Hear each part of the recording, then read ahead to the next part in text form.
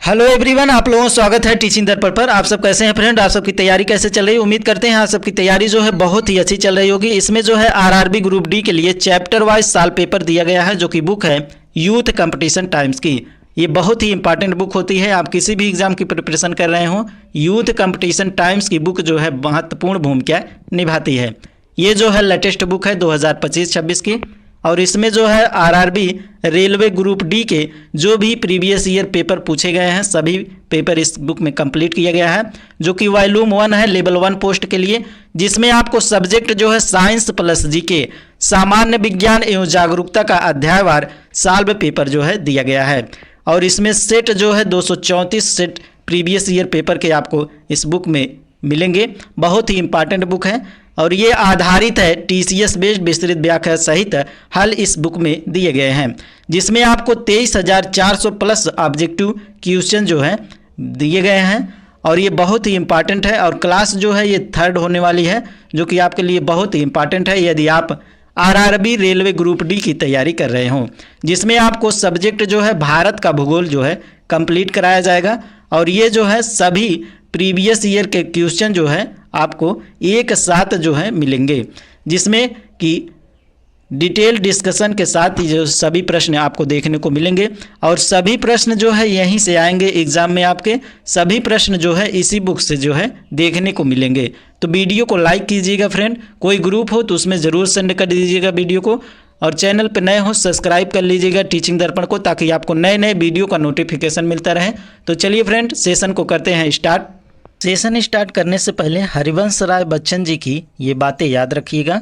कोशिश करने वालों की हार नहीं होती, कोशिश करने वालों की हार नहीं होती, लहरों से डरकर नौका पार नहीं होती, नन्ही चींटी जब दाना लेकर चलती है, चढ़ती दीवारों पर 100 बार फिसलती है, मन का विश्वास रगों में साहस भरता है, चढ़कर गिरना गिरकर चढ़ना ना अखरता है, आखिर उसकी मेहनत बेकार नहीं होती, कोशिश करने वालों की हार नहीं होती। डुबकियाँ सिंधु में गोताखोर लगाता है, जा जाकर खाली हाथ लौट आता है, मिलते नहीं सहज ही मोती गहरे पानी में, बढ़ता दुगना उत्साह इसी हैरानी में, मुट्ठी उसकी खाली हर बार नहीं होती, कोशिश करने वालों की हार नहीं होती। असफलता एक चुनौती है, इसे स्वीकार करो, क्या कमी रह गई देखो और सुधार करो, जब तक न सफल हो नींद चैन से त्यागो तुम, संघर्ष का मैदान छोड़कर मत भागो तुम, कुछ किए बिना ही जय जयकार नहीं होती, कोशिश करने वालों की हार नहीं होती। ये जो है टीचिंग दर्पण का लोगो है फ्रेंड, आप सब जानते हैं। इसको जो है सब्सक्राइब कर लीजिएगा और सब्सक्राइब करके बेल आइकन जरूर प्रेस कर दीजिएगा, ताकि आपको नए नए वीडियो का नोटिफिकेशन मिलता रहे। टॉपिक है भारत की जलवायु, क्लाइमेट ऑफ इंडिया। तो यहाँ से जो भी क्वेश्चन इससे रिलेटेड बने हुए हैं एक बाय एक करके उसको देखेंगे फ्रेंड, वीडियो में बने रहिएगा। और इसके पहले 146 क्वेश्चन तक के 2 वीडियो में जो है कंप्लीट किया गया है। यदि आप देखे ना हो तो यूट्यूब पे सर्च कीजिएगा टीचिंग दर्पण, आपको मिल जाएगा, वहाँ से आप लोग वॉचिंग कर सकते हैं। इसमें क्वेश्चन कह रहा है विश्व में सर्वाधिक वर्षा किस स्थान पर होती है? धूपगढ़ में, मानिसराम में, कांगतो में या तुरा शिखर पर? तो ये जो है पूछा गया है RRB group D 29/9/2022 shift second में पूछा गया क्वेश्चन है। तो आप लोग देखते रहिएगा कौन सा क्वेश्चन कब पूछा गया है। तो ये क्वेश्चन जो है यदि आप 2 वीडियो देखे होंगे तो आपको तुरंत जो है याद आ जाएगा कि विश्व में सर्वाधिक वर्षा किस स्थान पर होती है। तो मानिसराम में होती है। मानिसराम है कहाँ पर? तो मेघालय में है। और कौन सी पहाड़ियों पर स्थित है? तो ये खासी पहाड़ियों पर स्थित है। मेघालय में 3 पहाड़ियाँ स्थित है, खासी, गारो और जयंतिया। ये पॉइंट आप सब लोग को पता होगा यदि आप दोनों वीडियो देखे होंगे तब। इसकी फैक्ट की बात किया जाए जो कि बहुत ही इंपॉर्टेंट होता है, यहीं से क्वेश्चन जो है बनता है, तो इसको ध्यान से आप लोग देखिएगा। भारत स्थित मेघालय के पर्वतीय इलाकों में बसा मानिसराम विश्व की सबसे अधिक वर्षा होने वाला स्थान है। मानिसराम मेघालय स्थित एक गांव है जहां साल भर में औसतन जो है 11,871 मिलीमीटर की बारिश होती है। Guinness book of world record के अनुसार 1985 में मानिसराम में 26,000 मिलीमीटर का विश्व रिकॉर्ड जो है दर्ज किया गया है। तो ये सभी पॉइंट जो है मोस्ट इंपॉर्टेंट है, आप लोग ध्यान रखिएगा। नेक्स्ट क्वेश्चन, निम्न में से कौन सा कारक भारत की जलवायु का निर्धारण नहीं करता है? नहीं आपसे पूछा गया है। देश का सतह क्षेत्र, तल क्षेत्रफल, या ऊंचाई, या अक्षांश, भूमि और जल का वितरण। तो इसमें से आपका विकल्प जो है, कौन सा विकल्प आपका गलत है? गलत पूछ रहा है, तो देश का सतह क्षेत्रफल या तल क्षेत्रफल, ये पॉइंट जो है आपका गलत हो जाएगा। विश्व की जलवायु कई कारकों द्वारा प्रभावित होती है और जिसकी वजह से पृथ्वी के अलग अलग हिस्सों का अलग अलग जलवायु का जन्म होता है। इसी तरह भारत की जलवायु को भी अक्षांश, ऊंचाई, दाब और पवन आदि कारक प्रभावित करते हैं। अतः देश का सतह क्षेत्र, तल क्षेत्रफल जलवायु का निर्धारण नहीं करता है।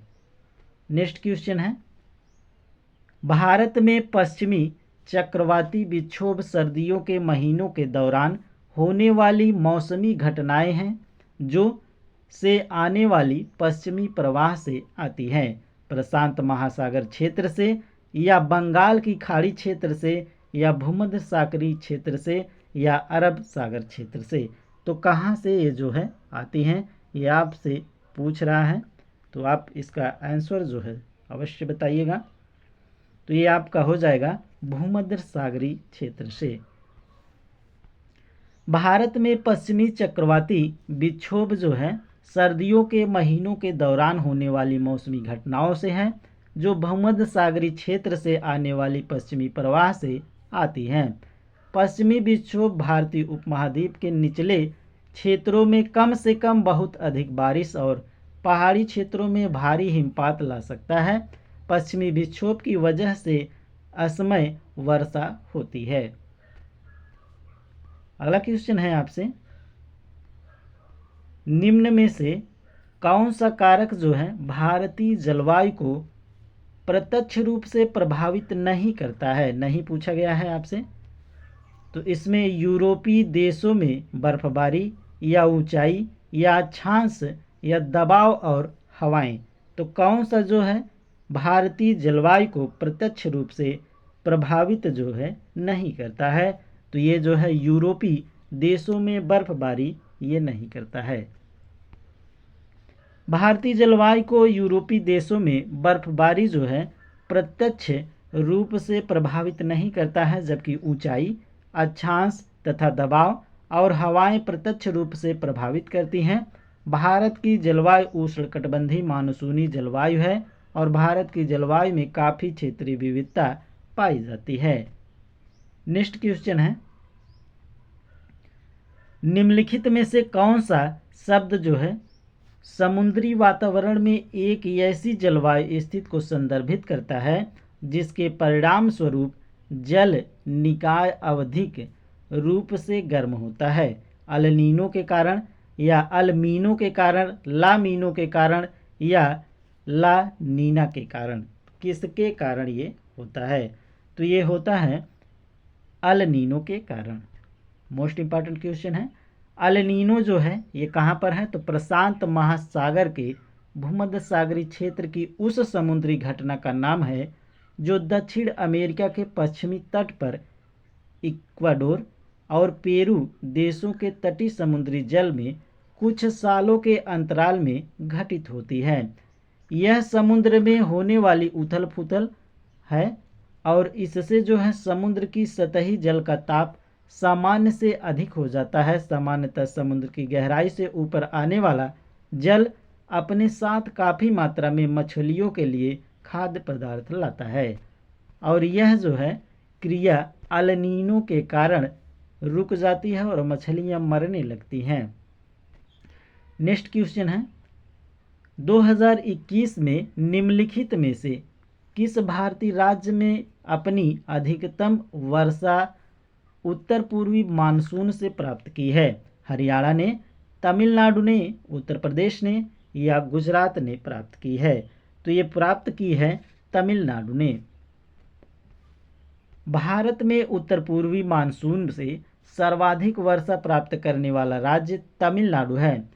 उत्तर पूर्वी मानसून की सक्रियता अक्टूबर, नवंबर और दिसंबर के महीनों में होती है। भारत की वार्षिक वर्षा में उत्तर पूर्वी मानसूनी वर्षा का योगदान जो है 20% है और भारत में सर्वाधिक वर्षा दक्षिण पश्चिम मानसून से होती है। ये पॉइंट आप लोग ध्यान रखिएगा। भारत में सर्वाधिक वर्षा किस मानसून से होता है? तो दक्षिण पश्चिम मानसून से होता है। ये कई बार एग्जाम में पूछा गया क्वेश्चन है। नेक्स्ट क्वेश्चन है, निम्नलिखित में से उन राज्यों की पहचान कीजिए जो पूर्व मानसूनी बौछार काल बैसाखी से संबंधित है। तो पश्चिम बंगाल और असम संबंधित है, या राजस्थान और पंजाब संबंधित है, या गुजरात और महाराष्ट्र संबंधित है, या केरल और कर्नाटक संबंधित है। तो ये संबंधित है पश्चिम बंगाल और असम। पूर्व मानसूनी बौछार काल बैसाखी से संबंधित राज्य पश्चिम बंगाल और असम हैं। केरल और कर्नाटक में काल बैसाखी को काफी सावर कहा जाता है। नेक्स्ट क्वेश्चन है आपसे कि भारत में निर्वतन मानसून का मौसम जो है इनमें से किन महीनों में होता है? मध्य जून से मध्य सितंबर, अक्टूबर से नवंबर, मार्च से मध्य जून, मध्य दिसंबर से फरवरी में। तो ये होता है आपका अक्टूबर से नवंबर में। मानसून के लौटने की क्रिया को मानसून का निर्वतन कहते हैं और 21 जून को सूर्य कर्क रेखा पर लंबवत चमकता है, अर्थात 22 जून से सूर्य विषुवत रेखा की ओर लौटने लगता है। 23 सितंबर को सूर्य की लंबवत किरणें विषुवत रेखा पर पड़ने लगती है और इसके परिणाम स्वरूप पश्चिमोत्तर भारत में गर्मियों के मौसम में स्थापित अंतः उष्णकटिबंधीय अभिसरण क्षेत्र जिसे ITCZ भी दक्षिण की तरफ जो है खिसकने लगता है। अतः उष्णकटिबंधीय अभिसरण क्षेत्र ITCZ के दक्षिण की ओर खिसकने से के साथ ही मानसून भी क्या करता है? दक्षिण की ओर खिसकने लगता है। मानसून का निर्वतन भारत राजस्थान में 1 सितंबर से प्रारंभ होता है और 15 अक्टूबर तक आते आते मानसून समाप्त भारतीय उपमहाद्वीप से लौट चुका होता है। मानसून के निर्वतन काल में अक्टूबर और नवंबर के महीने में सर्वाधिक वर्षा पूर्वी तटीय मैदानों पर होती है। नेक्स्ट क्वेश्चन है आपसे, निम्नलिखित में से भारत के कौन से राज्य आम वर्षा जिसे मैंगो सावर कहते हैं शब्द से संबंधित है? मैंगो सावर से कौन सा जो है संबंधित है? पंजाब और हरियाणा, गुजरात और मध्य प्रदेश, मेघालय और असम, या केरल और कर्नाटक। तो आम्र वर्षा या मैंगो सावर शब्द जो है संबंधित है केरल और कर्नाटक से। मोस्ट इंपॉर्टेंट क्वेश्चन है, कई बार ये पूछा गया है। केरल और कर्नाटक जो है राज्य में गर्मियों में होने वाली वर्षा को आम्र वर्षा या मैंगो शावर कहा जाता है।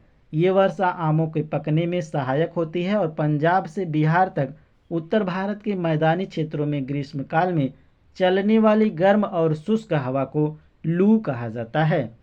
नेक्स्ट क्वेश्चन है, अल नीनो एक जटिल मौसम तंत्र है जो प्रति वर्षा में एक बार प्रकट होता है और इसके कारण भारत सहित संसार के विभिन्न भागों में सूखा, बाढ़ और मौसम की चरम अवस्थाएं आती हैं। तो 2 से 4, 4 से 6, 3 से 8 या 3 से 7। तो कौन सा विकल्प आपका सही हो जाएगा? तो इसमें जो है आपका 3 से 7 जो है सही है। अल नीनो एक जटिल मौसम तंत्र है और इसकी उत्पत्ति पूर्वी उष्णकटिबंधीय प्रशांत महासागर में पेरू तट के निकट होती है। यह उत्तरी गोलार्ध में सर्दियों में मौसम को चरम रूप से प्रभावित करता है। यह प्रति 3 से 7 वर्ष में एक बार प्रकट होता है और इसके कारण भारत सहित संसार के विभिन्न भागों में सूखा, बाढ़ और मौसम की चरम अवस्थाएं आती हैं। नेक्स्ट क्वेश्चन है कि भारत में आम्र वर्षा की घटना किस ऋतु से संबंधित है? वही क्वेश्चन देखो घुमा करके आपसे पूछा है। तो शीत ऋतु में या ग्रीष्म ऋतु में या शरद ऋतु में या वर्षा ऋतु में किस समय जो है आम्र वर्षा जो है की घटना ऋतु से संबंधित है? तो ये संबंधित है ग्रीष्म ऋतु से।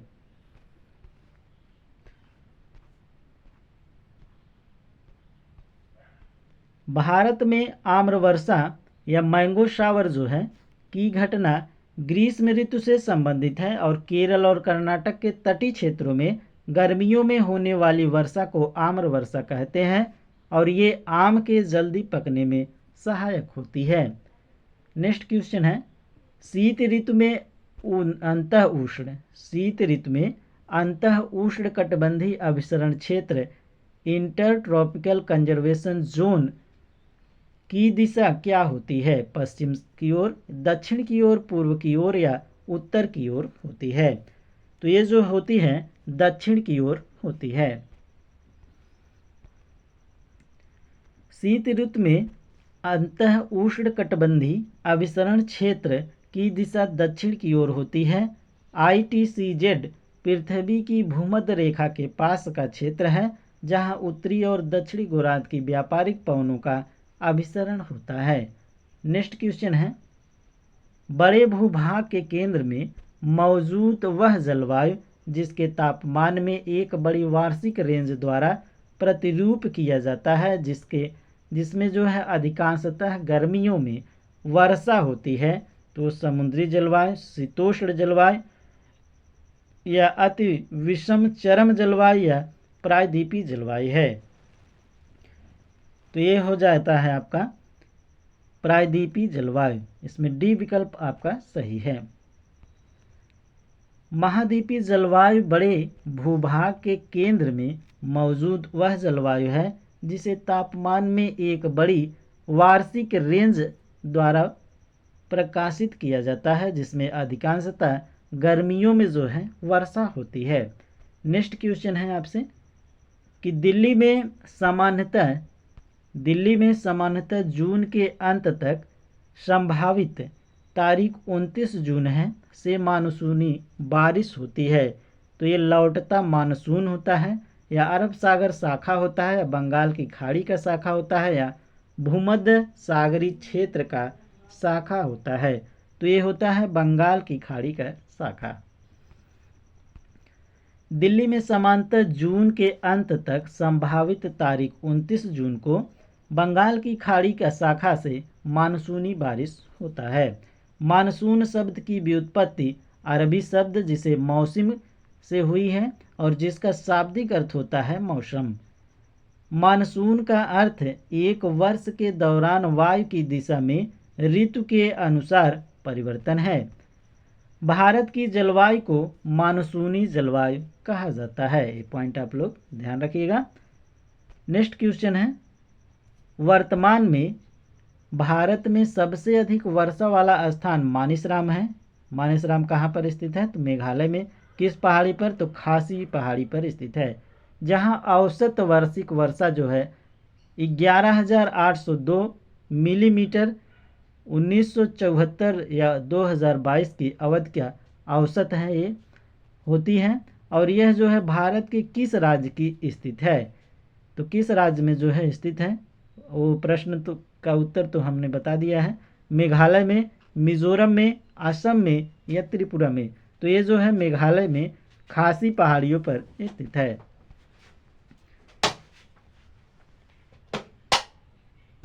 वर्तमान में भारत में सबसे अधिक वर्षा वाला स्थान कौन सा है? तो मानिसराम मेघालय का है।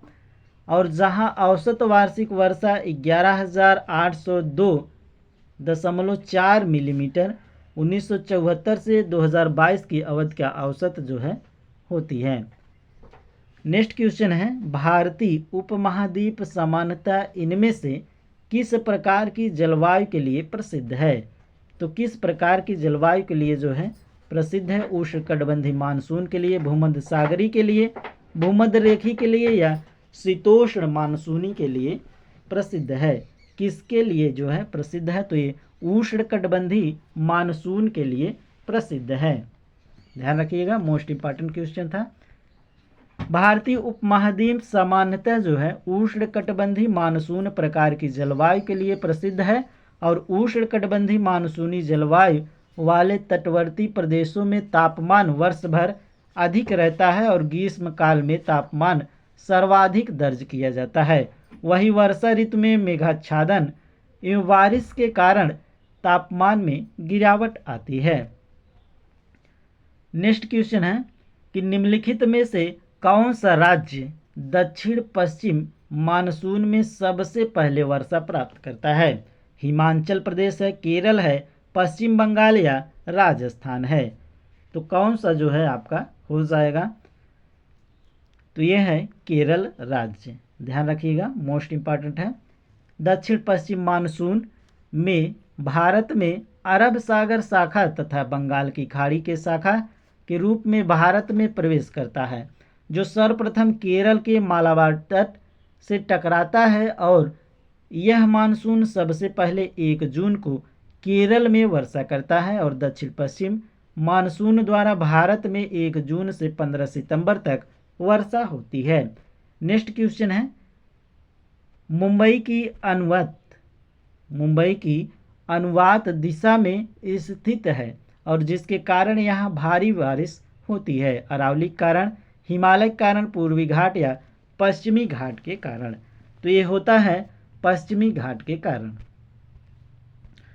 मुंबई जो है पश्चिमी घाट के पश्चिम में तट की ओर स्थित है और जिसमें जो है मानसूनी हवाएं पश्चिमी घाट के सहारे ऊपर उठती हैं और ठंडी होकर के मुंबई में भारी वर्षा करती हैं, जबकि पश्चिमी घाट का पूर्वी हिस्सा वृष्टि छाया क्षेत्र में पड़ने से कम वर्षा प्राप्त करता है। नेक्स्ट क्वेश्चन है ब्लैंक दिया है में स्थानीय तूफानों को आम बौछार कहा जाता है, जो आम की फसल पकाने में मदद करता है। तो उत्तर प्रदेश में, गुजरात में, केरल में या उड़ीसा में? तो आप लोग यदि क्वेश्चन पहले देखे होंगे तो ये क्वेश्चन आपको सरल होगा, तुरंत आप लोग बता ले जाएंगे। तो ये हो जाएगा केरल में। अभी देखे थे पिछला क्वेश्चन। केरल में आने वाले स्थानीय तूफानी बारिश को आम्र बौछार या आम्र वर्षा कहा जाता है। यह आम की फसल को पकाने में सहायता करता है और यहाँ वर्षा जो है ग्रीष्म ऋतु के आगमन के पूर्व गर्म पवन एवं आर्द्र समुद्री पवनों के मिलने से होती है। नेक्स्ट क्वेश्चन है लू एक प्रकार की है। लू क्या है? तो चक्रवात है या शीत लहर है या उष्ण लहर है या सुनामी है?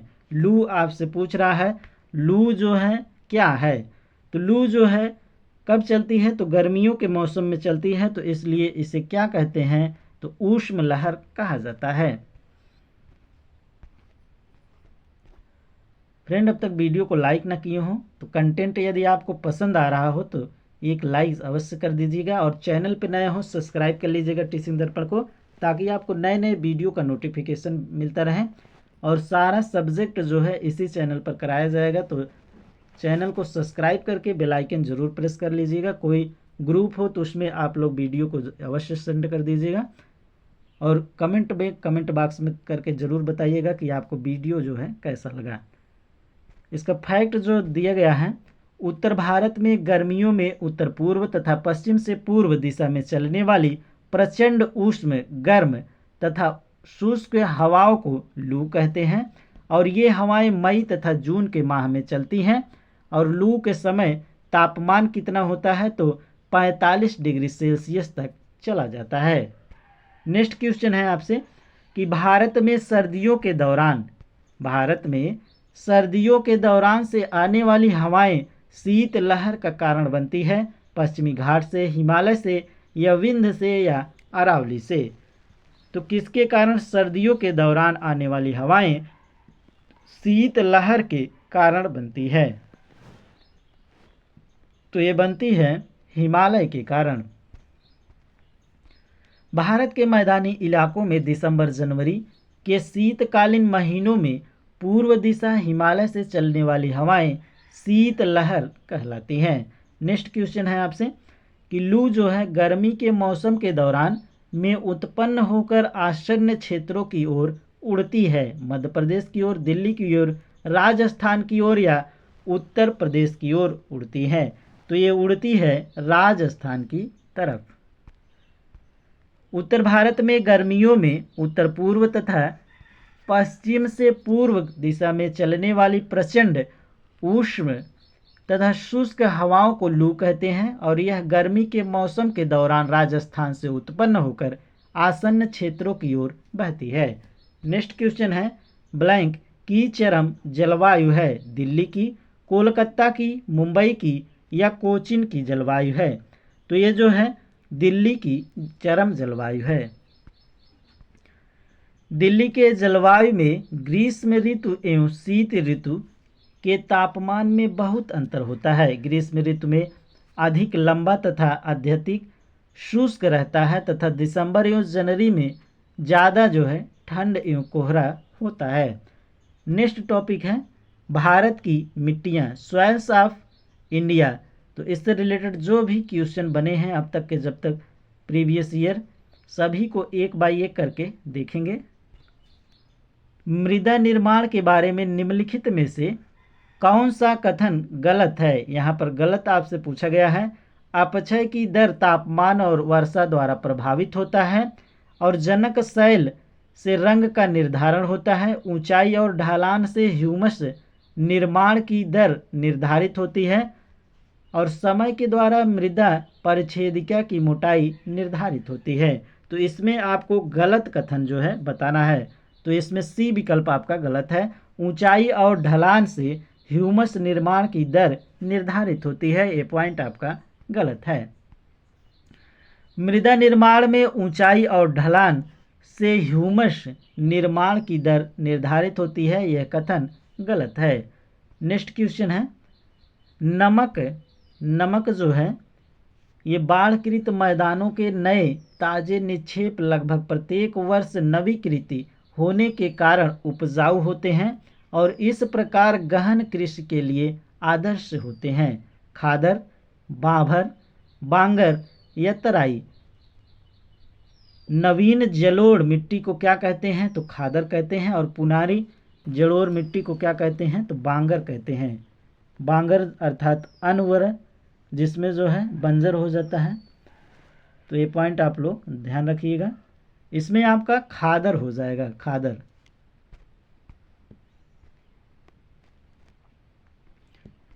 फैक्ट देख लीजिए, खादर नामक बाढ़कृत मैदानों के नए ताजे निक्षेप लगभग प्रत्येक वर्ष नवीकृत होने के कारण उपजाऊ होते हैं और इस प्रकार एक गहन कृषि के लिए आदर्श होते हैं। पुरानी जलोढ़ मृदा को बांगर कहते हैं और यहाँ तक बाढ़ का पानी नहीं पहुँच पाता है। नेक्स्ट क्वेश्चन है इनमें से कौन सी विधि खुले क्षेत्रों में मिट्टी के पवन अपरदन को रोकती है या कम करती है? घर में सब्जियां उगाने के लिए गमलों का इस्तेमाल करना चाहिए और कृषि में फसल चक्र का पालन करना चाहिए या खुले क्षेत्रों को टाइलों या सीमेंट से ढकना चाहिए। आगे कह रहा है कि बगीचों के लिए बाढ़ के रूप में वृक्षों या बड़ी झाड़ियों का उपयोग करना चाहिए। तो इसमें जो है बताना है आपको कि कौन सी विधि खुले क्षेत्रों में मिट्टी के पवन अपरदन को रोकती हैं या कम करती हैं। तो कौन सा विकल्प आपका सही हो जाएगा? तो इसमें डी विकल्प आपका जो है सही है कि बगीचे के लिए बाढ़ के रूप में वृक्षों या बड़ी झाड़ियों का उपयोग करना चाहिए। इससे जो है अपरदन और अपक्षय जो है कम हो जाएगा। खुले क्षेत्रों में मिट्टी के पवन अपरदन को बगीचे के लिए बाढ़ के रूप में वृक्षों या बड़ी झाड़ियों का उपयोग करना रोकती है या कम करती है। नेक्स्ट क्वेश्चन है आपसे लाल और पीली मिट्टी और के कुछ हिस्सों में आसानी से पाई जा सकती है। राजस्थान और गुजरात में, उड़ीसा और छत्तीसगढ़ में, मणिपुर और सिक्किम में या जम्मू कश्मीर और लद्दाख में पाई जाती हैं। तो ये आपको बताना है कहाँ पर जो है पाई जाती हैं। तो ये उड़ीसा और छत्तीसगढ़ में पाई जाती हैं। बी विकल्प आपका सही है। लाल और पीली मिट्टी जो है उड़ीसा और छत्तीसगढ़ के कुछ हिस्सों में आसानी से पाई जाती हैं। यह मिट्टी अत्यंत रंध्र युक्त होती है, मतलब छिद्र पाया जाता है इसमें। और इस मिट्टी में बाजरा, कपास, गेहूं, दाल और मोटे अनाजों आदि की खेती की जा सकती है। नेक्स्ट क्वेश्चन है आपसे, भारत के उत्तरी मैदानों का वह भाग जिसमें प्राचीन जड़ोर मौजूद हैं क्या कहलाता है? भाबर, तराई कहलाता है, या खादर कहलाता है, या भांगर कहलाता है? तो क्या कहलाता है? तो ये जो है भांगर कहलाता है। डी विकल्प आपका सही है। भारत के उत्तरी मैदानों का वह भाग जहाँ प्राचीन जड़ोर मृदा मौजूद हैं उसे भांगर कहा जाता है, अर्थात गंगा और ब्रह्मपुत्र नदियों का वह उच्च मैदानी भाग जिसका निर्माण पुराने जड़ोर से हुआ है उसे भांगर या बांगर कहा जाता है। और उत्तरी भारत का मैदानी भाग उल्लेखनीय रूप से सिंधु एवं गंगा ब्रह्मपुत्र नदियों के जड़ोर अवसादों से निर्मित है, जिसका विस्तार 3000 किलोमीटर से भी अधिक और लगभग 150 से 300 किलोमीटर तक फैला हुआ है।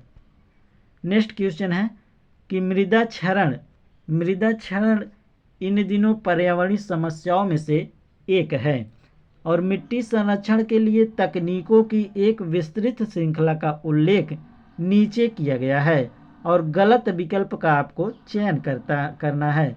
तो गलत विकल्प कौन सा है? फसल चक्रण, सीढ़ीदार खेती, अतिचारण या पेड़ लगाना। तो पेड़ लगाना तो होगा नहीं, क्योंकि पेड़ लगाने से जो है मृदा क्षरण रुक जाती है, अपरदन जो है रुक जाता है। इसमें आपका जो है मृदा क्षरण इन दिनों पर्यावरणीय समस्याओं में से, अच्छा गलत आपसे पूछा है तो गलत जो है पेड़ लगाना हो जाएगा इसमें, क्योंकि ये सही है। इसमें आपसे विकल्प में गलत पूछा गया है, ये पॉइंट आप लोग ध्यान रखिएगा। यहाँ पर फैक्ट दिए गए हैं अत्यधिक चराई, इसमें सी विकल्प आपका सही कह रहा है, देख लीजिए फिर से।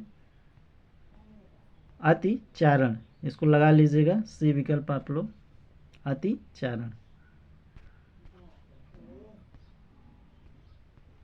तो अत्यधिक चराई या ओवर ग्रेजिंग जो है वास्तव में मिट्टी के क्षरण का एक कारण है, और जबकि फसल चक्रण, सीढ़ीदार खेती तथा पेड़ लगाना मृदा संरक्षण में सहायक तकनीकें हैं। तो पेड़ लगाने से जो है मृदा संरक्षण रुक जाती है, अपरदन जो है रुक जाता है। नेक्स्ट क्वेश्चन है, भारत में पाई जाने वाली निम्न में से किस प्रकार की मृदाएं देश के कुल क्षेत्रफल के लगभग 40% भाग में मौजूद हैं? काली मृदाएं, लैटराइट मृदाएं, या लाल और पीली मृदाएं, या जड़ोर मृदाएं? तो कौन सी मृदाएं जो है ये पाई जाती हैं? तो ये जो है जड़ोर मृदा पाई जाती है। मोस्ट इंपॉर्टेंट क्वेश्चन है। जड़ोर या एलुवियल सॉइल उस मृदा को कहते हैं जो जल द्वारा बहाकर लाया गया हो और तथा अन्यत्र जमा किया गया हो। जलोढ़क जल शब्द से आया है और जिसका तात्पर्य होता है जल प्रवाह द्वारा निर्मित। यह अत्यंत उपजाऊ है और इसे कछारी मिट्टी भी कहा जाता है। यह भारत के 40% भाग में पाई जाती है और पूर्वी तटीय मैदानों में यह मिट्टी कृष्णा, गोदावरी, कावेरी और महानदी के डेल्टा में प्रमुख रूप से पाई जाती हैं। नेक्स्ट क्वेश्चन है आपसे कि काली मिट्टी को मिट्टी के रूप में भी जाना जाता है। तो काली मिट्टी को मिट्टी के रूप में भी जाना जाता है, आर्द्र रूप में, क्रिस्टली रूप में, रेगुर के रूप में या भांगर के रूप में जाना जाता है। तो काली मिट्टी को आप लोग यदि पहले वीडियो देखे हों तो उसमें बताया गया है रेगुर कहा जाता है। काली मिट्टी का अन्य नाम रेगुर मिट्टी कहा जाता है और कपास की मिट्टी भी कहा जाता है। तो ये पॉइंट आप लोग ध्यान रखिएगा। काली मिट्टी की एक विशेषता है, यह है कि यह नमी को जो है अधिक समय तक बनाए रखती है और इस मिट्टी को कपास की मिट्टी या रेगुर की मिट्टी भी कहा जाता है। यह मिट्टी गुजरात, महाराष्ट्र, मध्य प्रदेश, आंध्र प्रदेश और पश्चिमी भाग और मैसूर के उत्तरी भाग में पाई जाती है। इस मिट्टी में चूना, मैग्नीशियम और लौह तत्व पाए जाते हैं और तथा जो है पोटास नाइट्रोजन और जैविक पदार्थों की कमी पाई जाती है। यह कपास की कृषि के लिए विशेष रूप से उपयुक्त मिट्टी है। तो ध्यान रखिएगा, कपास जो है काली मिट्टी में बहुत ज़्यादा उगाया जाता है। नेक्स्ट क्वेश्चन है आपसे, गंगा के मैदानी इलाकों में मिट्टी है काली मिट्टी, लेटराइट, कछारी या शुष्क मिट्टी है। तो गंगा के मैदानी इलाकों में आपसे पूछा गया है कि कौन सी मिट्टी जो है पाई जाती है। तो ये मिट्टी पाई जाती है कछारी। भारत का उत्तरी मैदान कछारी या जलोढ़ मिट्टी द्वारा आच्छादित है और हिमालय पर्वत और दक्षिणी प्रायद्वीपीय पठार के मध्य सिंधु, गंगा और ब्रह्मपुत्र नदियों के निक्षेप द्वारा क्रिया द्वारा निर्मित एक विशाल तथा महत्वपूर्ण मैदान स्थित है। इसे सिंधु गंगा ब्रह्मपुत्र का मैदान भी कहते हैं। जलोढ़ मिट्टी उर्वरता के दृष्टिकोण से काफ़ी अच्छी मानी जाती है और इसमें धान, गेहूं, मक्का, तिलहन, दलहन, आलू आदि फसलें उगाई जाती हैं। नेक्स्ट क्वेश्चन है आपसे कि लेटराइट मिट्टी जो है मुख्य रूप से में पाई जाती है उत्तर प्रदेश में, कश्मीर में या राजस्थान में या कर्नाटक में पाई जाती हैं। अभी पिछला क्वेश्चन आप लोग देखे हैं तो गलत मत कीजिएगा, यह पाई जाती है कर्नाटक में। लेटराइट मिट्टी मुख्य रूप से केरल, महाराष्ट्र, कर्नाटक, तमिलनाडु, उड़ीसा, छोटा नागपुर तथा मेघालय आदि क्षेत्रों में पाई जाती है। लेटराइट मिट्टी जो है उष्णकटिबंधीय प्रदेशों में पाई जाती है जहां ऋतुनिष्ठ वर्षा होती है। यह मिट्टी जो है अम्लीय होती है और इस मिट्टी में कहवा, काजू का उत्पादन अधिक होता है तथा चावल, कपास, मोटे अनाज, गेहूं, चाय, रबर तथा सिनकोना आदि की खेती की जाती है। नेक्स्ट क्वेश्चन है आपसे कि करेवा जो मिट्टी या गाद का एक प्रकार है, किस भारतीय राज्य में पाई जाती है। ये जम्मू कश्मीर में पाई जाती है, राजस्थान में या नागालैंड में या पश्चिम बंगाल में पाई जाती है। तो ये जो है जम्मू कश्मीर में पाई जाती है। करेवा मिट्टी या गाद का एक प्रकार है और यह जो है कश्मीर घाटी की झील निक्षेप है और इसमें जो है हिमानी के मोटे निक्षेप तथा हिमोड़ उपस्थित होते हैं। जम्मू कश्मीर के पीर पंजाल श्रेणियों में मिलने वाली झीली निक्षेपों को भी करेवा के नाम से जाना जाता है। नेक्स्ट क्वेश्चन है आपसे कि पुरानी जो है जलोढ़ मिट्टी को के रूप में जाना जाता है। तो अभी आपको बताए थे पिछले क्वेश्चन में, मोस्ट इम्पॉर्टेंट क्वेश्चन है, यहाँ पर देख लीजिए, पूछा गया है पुरानी जलोढ़ मिट्टी को क्या कहते हैं, बांगर, रेगुर या मिरड़ या खादर कहते हैं।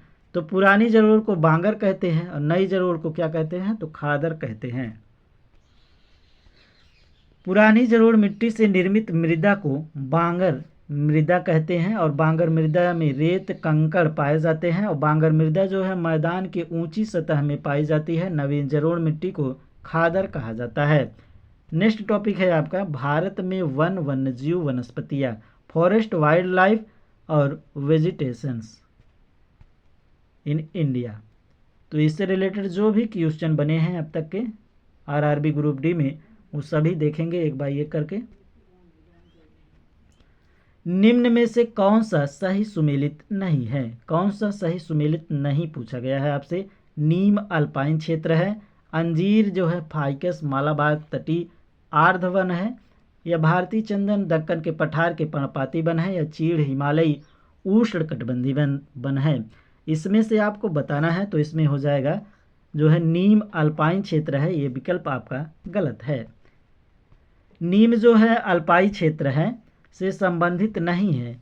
नीम जो है एक उष्णकटिबंधीय जलवायु का पौधा है और इसे गर्म व ठंडी दोनों जलवायु में लगाया जा सकता है।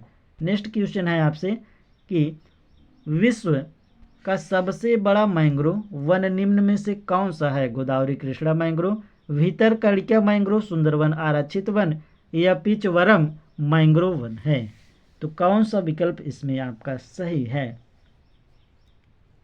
सुंदरवन आरक्षित क्षेत्र वन जो है विश्व का सबसे बड़ा मैंग्रोव वन है। ये पॉइंट आप लोग ध्यान रखिएगा। और विश्व का सबसे बड़ा डेल्टा जो है सुंदरवन का डेल्टा है, जो कि गंगा और ब्रह्मपुत्र नदियों से द्वारा बनाया जाता है।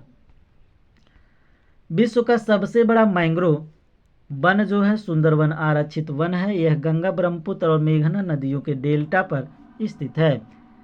यहाँ का बंगाल टाइगर विश्व भर में प्रसिद्ध है और भारतीय क्षेत्र में स्थित सुंदरवन को 1987 में यूनेस्को की विश्व धरोहर स्थल नामित किया गया है। इसमें मगरमच्छ, water monitor, lizard, Ganga dolphin और ओलिव रिडले कछुए पाए जाते हैं। नेक्स्ट क्वेश्चन है, कह रहा है मैंग्रोव जो है कहाँ पनपते हैं। मैंग्रोव आपसे पूछ रहा है कहाँ पनपते हैं। तटीय क्षेत्रों में, मरुस्थलों अर्थात डिजर्ट्स में और दलदलों में या पहाड़ियों में जो है मैंग्रोव पाए जाते हैं। तो मैंग्रोव आपसे पूछ रहा है कहाँ पर पाया जाता है, तो ये जो है तटीय क्षेत्रों में पाया जाता है।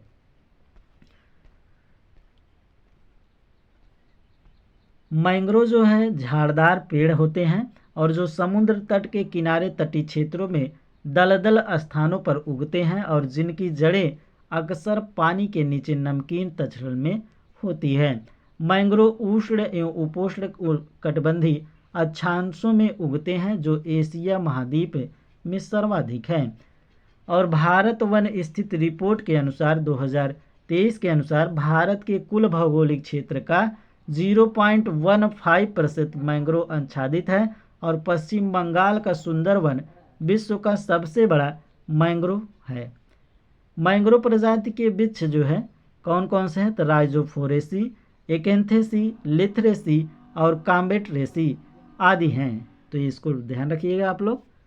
नेक्स्ट क्वेश्चन है आपसे कि कठोर झाड़ियाँ और पेड़ जो खारे पानी में पनपते हैं और उनमें जो है विशेष अनुकूलन गुण मौजूद होते हैं ताकि वे समुद्री तटों से सटे अंतर्ज्वारी क्षेत्रों की अस्थिर ऊर्जा जो है से बच सके, वनों की विशेषता है। उष्णकटिबंधीय सदाबहार मैंग्रोव वन या उष्ण या शुष्क जो है कांटेदार या शुष्क जो है पर्णपाती वन। तो ये कौन से वन होते हैं, तो ये होता है मैंग्रोव वन। मैंग्रोव वनों की विशेषताएं जो है नम जलवायु और क्या है, तो जल भराव है वाली मिट्टी या मैला कीचड़ा युक्त मिट्टी, खारे पानी की बहुलता, कठोर पेड़ और झाड़ियाँ, अंतर्ज्वारी क्षेत्र की अस्थिर ऊर्जा, समृद्ध जैव विविधता, ऑक्सीजन के निम्न स्तर के रूप में लिए अनुकूल आदि होती हैं। नेक्स्ट क्वेश्चन है आपसे कि निम्न में से किस राज्य या केंद्र शासित प्रदेश में 0% वन क्षेत्र है। तो किसमें है, हरियाणा में, लक्षद्वीप में या चंडीगढ़ में या गोवा में है। तो ये है आपके जो है लक्षद्वीप में।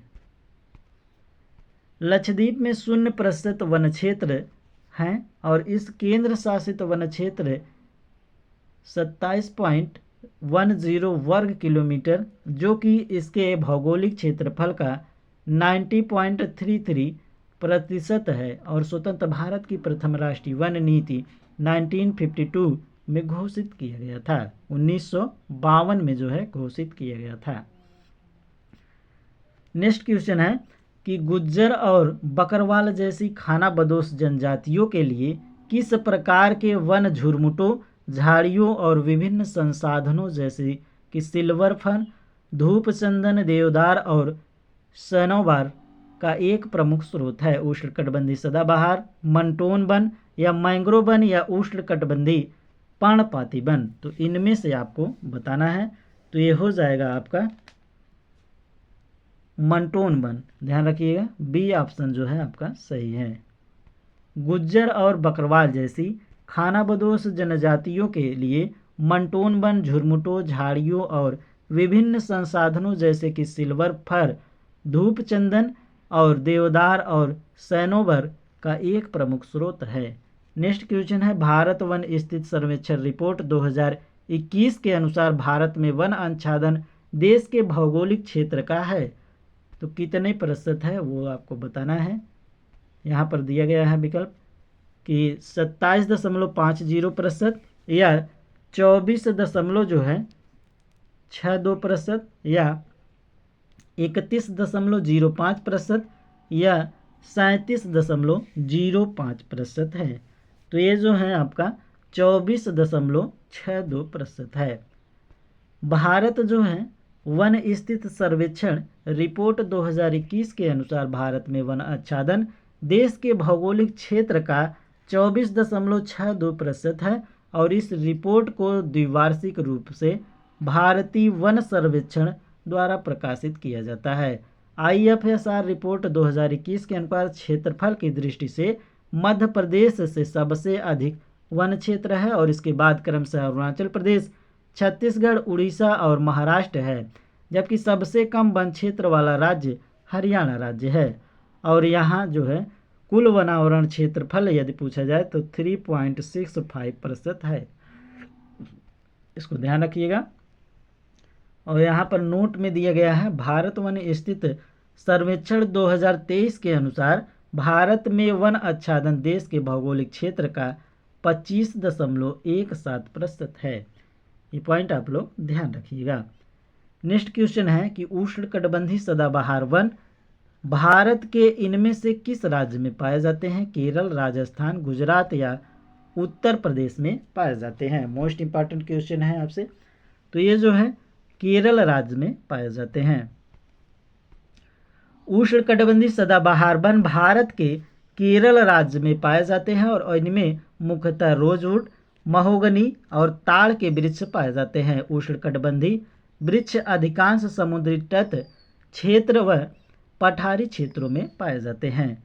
अगला क्वेश्चन है कि सागौन, साल और शीशम जैसी प्रमुख प्रजातियां जो है भारत में पाई जाती हैं और किस वनस्पति के अंतर्गत ये आती है? उष्णकटिबंधीय सदाबहार वन, मैंग्रोव वन या उष्णकटिबंधीय कटीले वन तथा झाड़ियाँ और उष्णकटिबंधीय पर्णपाती के वन के अंदर आती हैं। तो किसके अंतर्गत जो है ये आती हैं? तो ये जो है उष्णकटिबंधीय पर्णपाती वन के अंतर्गत आती हैं। सागौन, साल और शीशम जैसी प्रमुख प्रजातियां भारत में पाई जाने वाली उष्णकटिबंधीय पर्णपाती वन के अंतर्गत आती हैं और भारत में ये वन बहुतया पाए जाते हैं और इन्हें मानसूनी वन भी कहा जाता है। और ये वन जो है 70 से 200 सेंटीमीटर वार्षिक वर्षा वाले क्षेत्र में पाए जाते हैं। अगला क्वेश्चन है कि भारत में सर्वाधिक फैले हुए वन किस प्रकार के होते हैं? उष्णकटिबंधीय पर्णपाती पर्वतीय वन या उष्णकटिबंधीय सदाबहार वन या मैंग्रोव वन पाए जाते हैं। भारत में सर्वाधिक फैले हुए वन किस प्रकार के होते हैं? किस प्रकार के होते हैं आपको बताना है। तो ये होते हैं जो है उष्णकटिबंधीय पर्णपाती वन।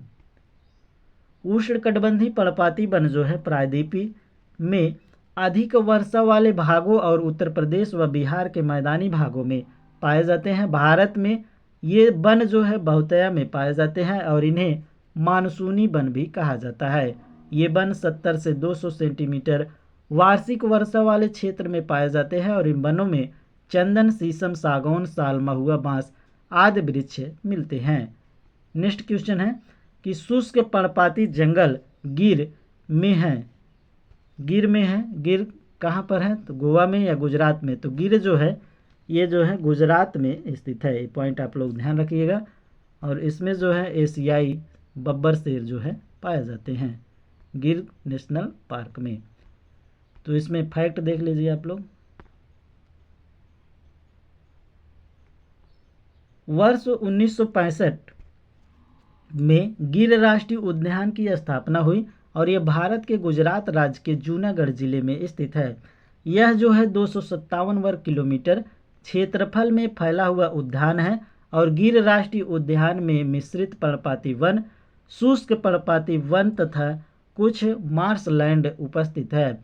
इस उद्यान में एशियाई शेर, तेंदुआ, हिरण, नीलगाय, जंगली सूअर और पक्षी, सियार आदि जो है पाए जाते हैं। नेक्स्ट क्वेश्चन है कि कांटेदार वन पाए जाते हैं कहाँ पे? सिक्किम में, राजस्थान में, केरल में या कश्मीर में? तो कांटेदार वन जो है राजस्थान राज्य में पाए जाते हैं क्योंकि यहाँ पर शुष्क स्थान होता है। तो पत्तियां जो हैं वो कटीले में कांटे में जो है परिवर्तित हो जाती हैं वाष्पोत्सर्जन के कारण। नेक्स्ट है फैक्ट जो है, भारत के उत्तरी पश्चिमी दिशा में स्थित राजस्थान भारत का क्षेत्रफल की दृष्टि से सबसे बड़ा राज्य है और 60 सेंटीमीटर से कम वार्षिक वर्षा होने के कारण इस राज्य का पश्चिमी भाग मरुस्थलीय है और इस क्षेत्र में कांटेदार वृक्ष पाए जाते हैं जिन्हें मरुद्भिद अर्थात जीरोफाइट्स कहा जाता है, जैसे नागफनी, बबूल, कैक्टस आदि। नेक्स्ट क्वेश्चन है, उष्णकटिबंधीय वर्षा वन की साइलेंट घाटी में पाया जाता है। तो साइलेंट घाटी कहाँ पर स्थित है? तो केरल राज्य में स्थित है। इसमें आपका पहला विकल्प सही है। उष्णकटिबंधीय वर्षा वन जो है केरल की साइलेंट घाटी में पाया जाता है और साइलेंट घाटी केरल के पक्कड़ जिले में नीलगिरी की पहाड़ियों में स्थित है, जो विश्व विरासत स्थल के रूप में मान्य पश्चिमी घाट का हिस्सा है। और शांत घाटी में वृक्ष प्रजातियों की संख्या बहुत ज़्यादा है। नेक्स्ट टॉपिक है कृषि और पशुपालन, एग्रीकल्चर एंड एनिमल हस्बेंड्री। तो इससे रिलेटेड जो भी क्वेश्चन बने हैं अब तक के एग्ज़ाम में आरआरबी ग्रुप डी में, उसको एक बाय एक करके देखेंगे। फ्रेंड, अब तक वीडियो को लाइक ना किए हों तो एक लाइक अवश्य कर दीजिए और चैनल पर नए हों सब्सक्राइब कर लीजिएगा टीचिंग दर्पण को, ताकि आपको नए नए वीडियो का नोटिफिकेशन मिलता रहे। और इसी में जो है इसी चैनल पे टीचिंग दर्पण पे आपको सारे सब्जेक्ट जो है कराए जाएंगे। प्रीवियस ईयर जो भी क्वेश्चन पूछे गए हैं आरआरबी ग्रुप डी में, सभी क्वेश्चन पेपर आपको हल कराए जाएंगे। तो आप लोग वीडियो को जो है कोई ग्रुप हो तो उसमें ज़रूर सेंड कर दीजिएगा और चैनल पर नए हो सब्सक्राइब कर लीजिएगा, ताकि आपको नए नए वीडियो का नोटिफिकेशन मिलता रहे। आपसे क्वेश्चन कह रहा है, मलमल निम्न में से किसकी एक बेहतरीन किस्म है? मसलिन की, शिफॉन की, या लिनन की, या क्रेप की है? तो किसकी है? मलमल जो है निम्न में से किसकी एक बेहतरीन किस्म है? तो ये मसलिन की बेहतरीन किस्म है। मलमल जो है मलसीन की एक बेहतरीन किस्म है और मलसीन जो है ये मलमल सरल बुनाई वाला सूती वस्त्र है। प्रसिद्ध है कि ढाका की मलमल इतनी महीन होती है कि इसका पूरा थान तह करके माचिस की डिबिया में भी रखा जा सकता है और ढाका की साड़ी भी बहुत ही महीन और हल्की होती है। नेक्स्ट क्वेश्चन है, भारत में हरित क्रांति का जनक किसे कहा जाता है? मोस्ट इम्पॉर्टेंट क्वेश्चन है। भारत में हरित क्रांति का जनक किसे कहा जाता है? MS स्वामीनाथन, अजीत सिंह, राधा मोहन सिंह, या चतुरानंद सिंह? तो आप सबको ये क्वेश्चन जो है मालूम होगा, ये क्वेश्चन आप लोग गलत नहीं करेंगे, हमें विश्वास है। भारत में हरित क्रांति का जनक जो है डॉक्टर MS स्वामीनाथन को कहा जाता है और विश्व में पूछा जाए तो नॉर्मन बोरलॉग को कहा जाता है।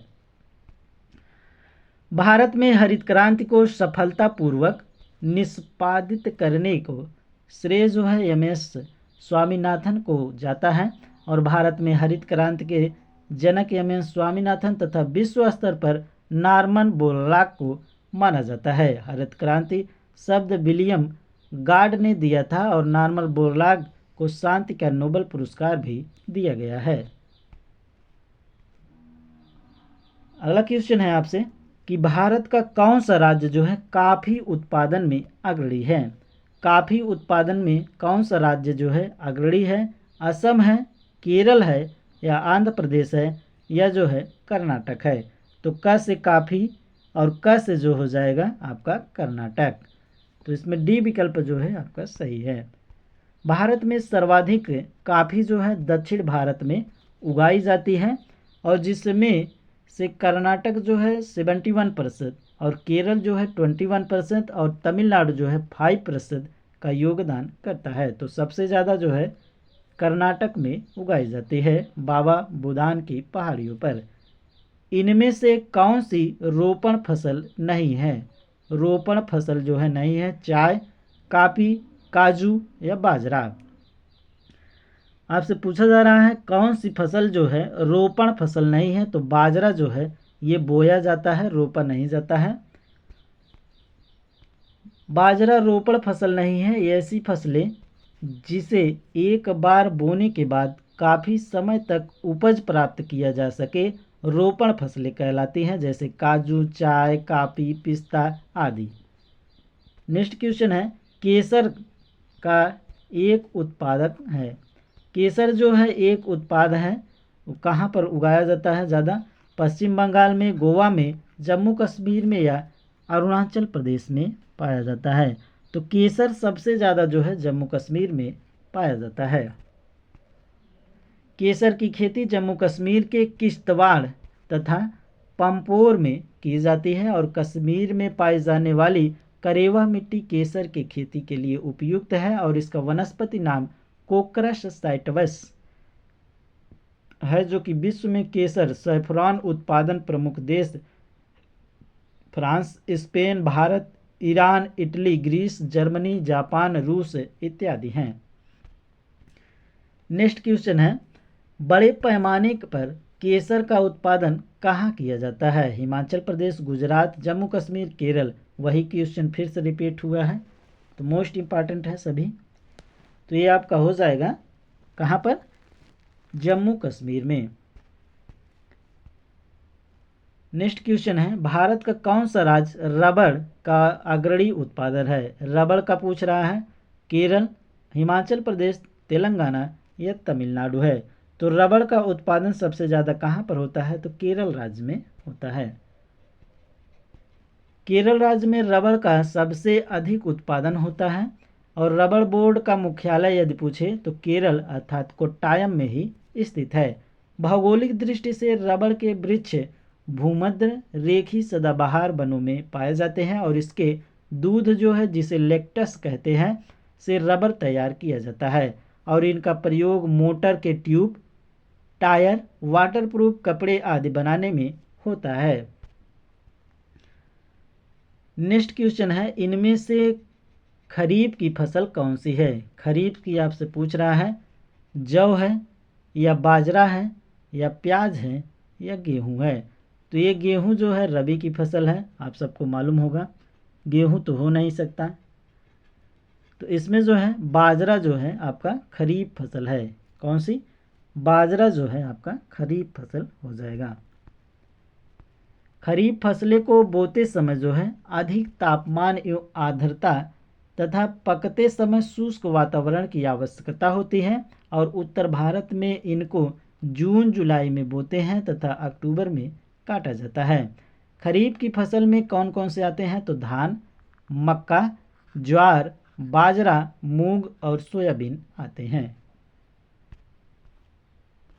फ्रेंड, अब तक वीडियो को लाइक न किए हो तो एक लाइक अवश्य कर दीजिए और कोई ग्रुप हो तो उसमें आप वीडियो को अवश्य सेंड कर दीजिएगा ताकि और लोग जुड़ सके, उनको भी फायदा मिल सके। इनमें से कौन सी खरीफ की फसल नहीं है? कौन सी जो है खरीफ की फसल नहीं है? मक्का, गेहूं, धान, मूंगफली। तो गेहूं तो हो नहीं सकता क्योंकि ये रबी की फसल है। तो बताइए फ्रेंड, कौन सी जो है इनमें से खरीफ की फसल नहीं है? तो गेहूं जो है ये रबी की फसल है, मक्का, धान और मूंगफली ये सभी खरीफ की फसलें हैं। गेहूं रबी की फसलें हैं। नेक्स्ट क्वेश्चन है आपसे कि गोल्डन फाइबर के रूप में किसे जाना जाता है? गोल्डन फाइबर आपसे पूछ रहा है, मोस्ट इंपॉर्टेंट क्वेश्चन है, कई बार एग्जाम में पूछा गया है। गेहूं को या ऊन को, जूट को या रेयान को? तो जूट को गोल्डन फाइबर के रूप में जाना जाता है। ये 2 बार एग्जाम में आया हुआ है, रिपीट हो सकता है, तो आप लोग ध्यान रखिएगा। जूट को गोल्डन फाइबर के रूप में जाना जाता है और विश्व में भारत जूट से बनी वस्तुओं का सबसे बड़ा उत्पादक है और जूट का पहला कारखाना 1855 ईस्वी में कोलकाता के निकट रिसरा नामक स्थान पर स्थापित हुआ था और इस उद्योग के अधिकांश कारखाने पश्चिम बंगाल में स्थित है। नेक्स्ट क्वेश्चन है, भारत का कौन सा राज्य जूट का अग्रणी उत्पादक है? पश्चिम बंगाल, सिक्किम, बिहार और तमिलनाडु। तो कौन सा राज्य हो जाएगा? तो पश्चिम बंगाल जो है जूट के उत्पादन के लिए बहुत ही महत्वपूर्ण है। भारत जो है दुनिया भर में सबसे अधिक जूट का उत्पादन करने वाला देश है और विश्व का लगभग 60% जूट का उत्पादन भारत में होता है और जूट मुख्य रूप से गंगा के डेल्टा मैदान में पैदा की जाती है। जैसे कि जलोढ़ मिट्टी और अधिक वर्षा की आवश्यकता होती है और भारत में पश्चिम बंगाल राज्य जूट उत्पादन में प्रथम तथा बिहार जो है दूसरे स्थान पे है जूट उत्पादन में। नेक्स्ट क्वेश्चन है कि कपास का अग्रणी उत्पादक है। कपास जो है सबसे अधिक कौन राज्य उत्पादित करता है? गुजरात, पश्चिम बंगाल, असम या उड़ीसा उत्पादित करता है। तो कपास जो है गुजरात राज्य सबसे ज़्यादा उत्पादित करता है। प्रश्नगत विकल्पों के अनुसार गुजरात जो है कपास का सबसे बड़ा उत्पादक राज्य है और जबकि पश्चिम बंगाल जूट का और तथा असम जो है चाय का सबसे बड़ा उत्पादक राज्य है। और रबर पूछा जाए तो केरल और केसर पूछा जाए तो जम्मू कश्मीर सबसे अधिक उत्पादित राज्य हैं। नेक्स्ट क्वेश्चन है आपसे, भारत का कौन सा राज्य कपास का अग्रणी उत्पादक है? गुजरात है, तेलंगाना है, महाराष्ट्र या गोवा है? भारत का कौन सा राज्य कपास का अग्रणी उत्पादक है? तो कपास जो है महाराष्ट्र में उगाया जाता है। अद्यतन आंकड़ों के अनुसार कपास उत्पादक राज्यों का क्रम जो है इस प्रकार है। महाराष्ट्र 32.1%, गुजरात 24.8%, तेलंगाना जो है 8.9%। तो सबसे अधिक महाराष्ट्र में उत्पादित किया जाता है कपास। नेक्स्ट क्वेश्चन है, नागपुर के लिए प्रसिद्ध है।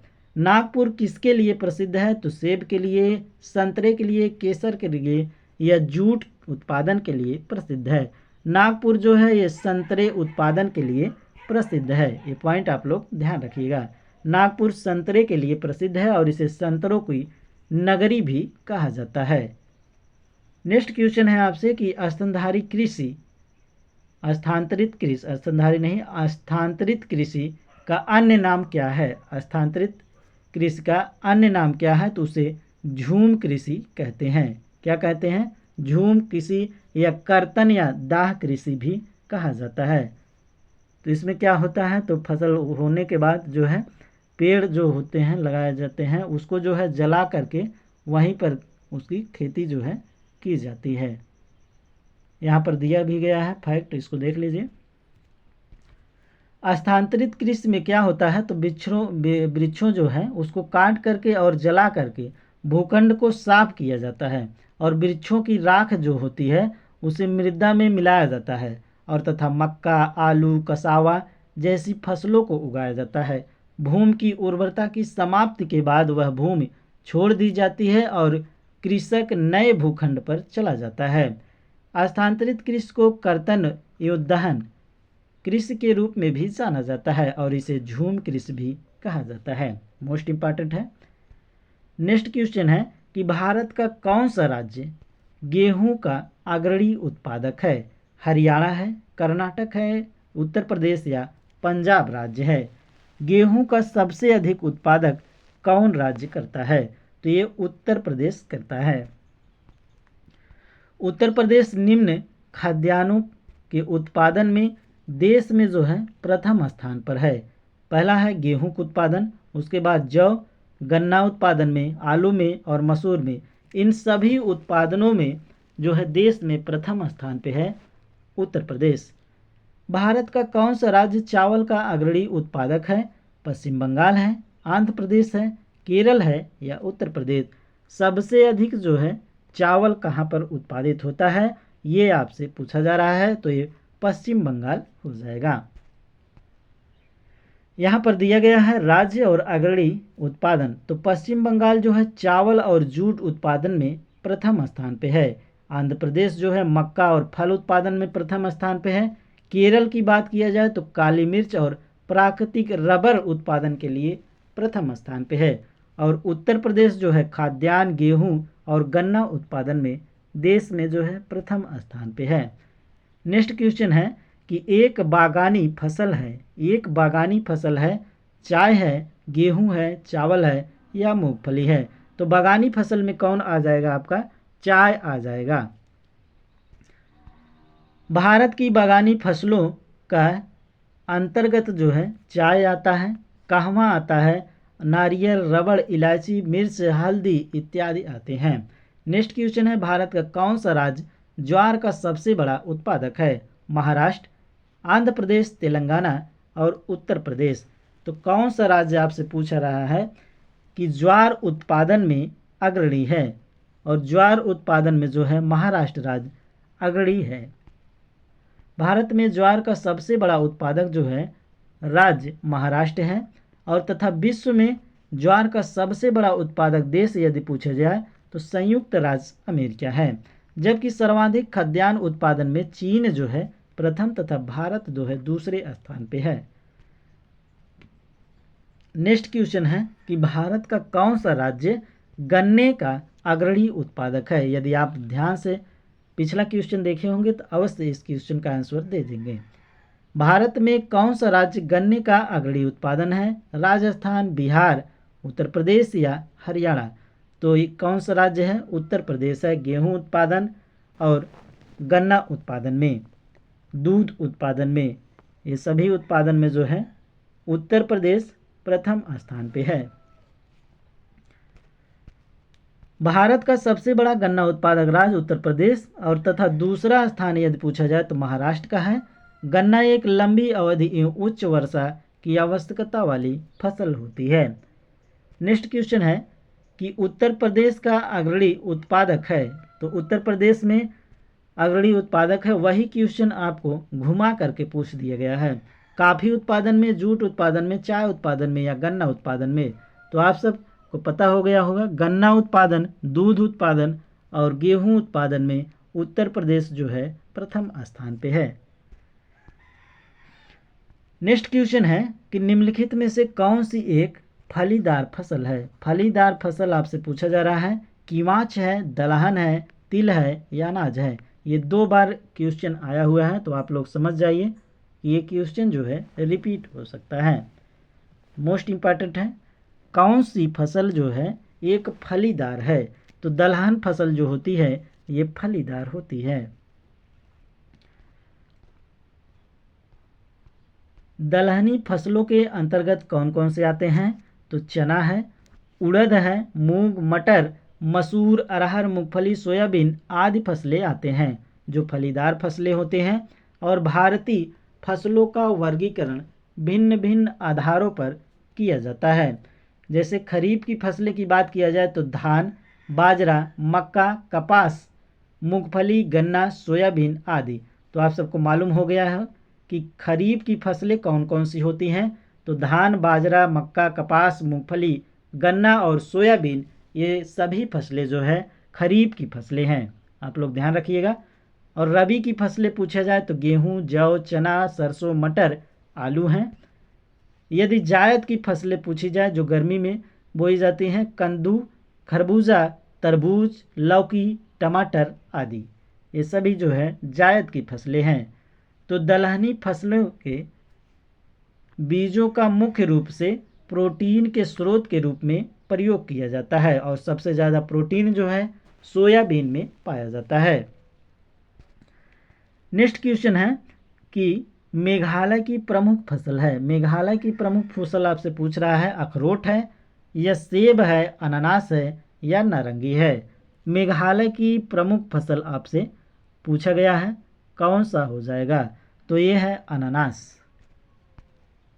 मेघालय कृषि प्रधान राज्य है और यहाँ की 80% जो है जनसंख्या मुख्य रूप से खेती पर निर्भर है, और यहाँ की मिट्टी और जलवायु बागवानी के अनुकूल है। अनानास यहाँ की मुख्य फसल है, और इसके अतिरिक्त संतरा, केला, कटहल आदि मेघालय के प्रसिद्ध फल हैं। फसल नहीं, फल हैं। नेक्स्ट क्वेश्चन है आपसे कि देश में दूध के कुल उत्पादन का लगभग 17.22% दूध उत्पादित करने वाला देश का पहला या देश का सबसे बड़ा दूध उत्पादन वाला राज्य कौन सा है? गुजरात है, उत्तर प्रदेश, आंध्र प्रदेश और राजस्थान। तो आप सबको मालूम हो गया होगा, अभी इतना बार बताएं कि दूध उत्पादन, गन्ना उत्पादन और गेहूं उत्पादन में उत्तर प्रदेश सबसे अग्रणी राज्य है। नेक्स्ट क्वेश्चन है, फैक्ट दिया गया है, वर्ष 2017-18 के आंकड़े के अनुसार उत्तर प्रदेश दुग्ध उत्पादन में देश के कुल दुग्ध उत्पादन का 17.22% उत्पादन के साथ शीर्ष पर है। वहीं दूध उत्पादन में राजस्थान दूसरे स्थान पे है। नेक्स्ट क्वेश्चन है,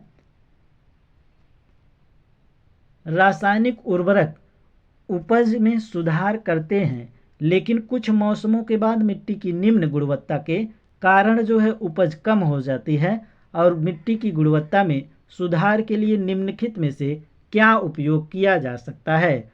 कास्टिक चूना का, चीनी का विलयन का, या सिरका का या खाद का उपयोग किया जाता है? तो ये जो है कास्टिक चूना का उपयोग उसमें किया जाएगा।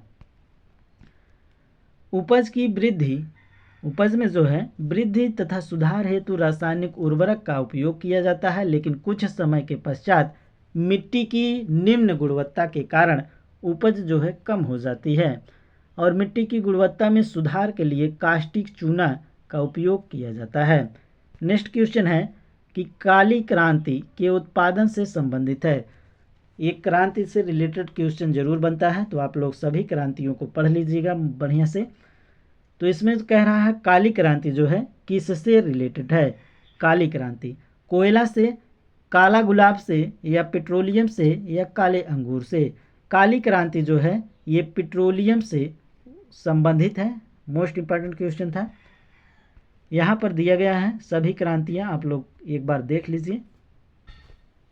भारत में सबसे पहली क्रांति की शुरुआत कब हुई थी? तो 1966 से 67 में हरित क्रांति से मानी जाती है, और इसी क्रांति के बाद भारत में पीली क्रांति, गोल क्रांति, नीली क्रांति और गुलाबी क्रांति, धूसर क्रांति, रजत, सुनहरी क्रांति, इंद्रधनुष क्रांति और सदाबहार क्रांति की शुरुआत हुई, और इसमें से काली क्रांति का संबंध पेट्रोलियम के उत्पादन में आत्मनिर्भरता से है। अगेन नेक्स्ट क्वेश्चन, भारत में हरित क्रांति के अग्रदूत और प्रसिद्ध कृषि वैज्ञानिक कौन थे? तो गुरुचरण सिंह कालकट, गुड़ीवाड़ा नागारत्नम नायडू, आर.एम. स्वामी, या गिरीश चंद्र बंद्रोगोड कौन थे? भारत में हरित क्रांति के अग्रदूत और प्रसिद्ध कृषि वैज्ञानिक कौन थे? तो ये थे जो हैं गुरुचरण सिंह कालकट, ध्यान रखिएगा। गुरुचरण सिंह कालकट जो है एक भारतीय कृषि वैज्ञानिक और वर्ष 2005 में पंजाब राज्य किसान आयोग के संस्थापक अध्यक्ष थे। ये जो है पंजाब में हरित क्रांति के क्षेत्र में अपने योगदान के लिए जाने जाते थे, और जो है भारत सरकार द्वारा इन्हें 1981 में पद्मश्री और 2007 में पद्म विभूषण से सम्मानित किए गए हैं। तो ये पॉइंट आप लोग ध्यान रखिएगा। नेक्स्ट टॉपिक है आपका भारत में खनिज संसाधन, मिनरल्स रिसोर्सेस इन इंडिया।